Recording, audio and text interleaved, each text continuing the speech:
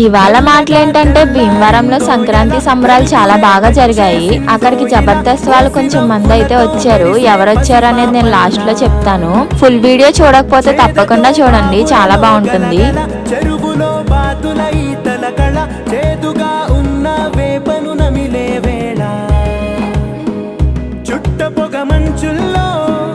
చుట్టాల పిలుపుల్లో మాటలే కలిపేస్తూ మనసారా మమతల్ని పండించి అందించు హృదయం.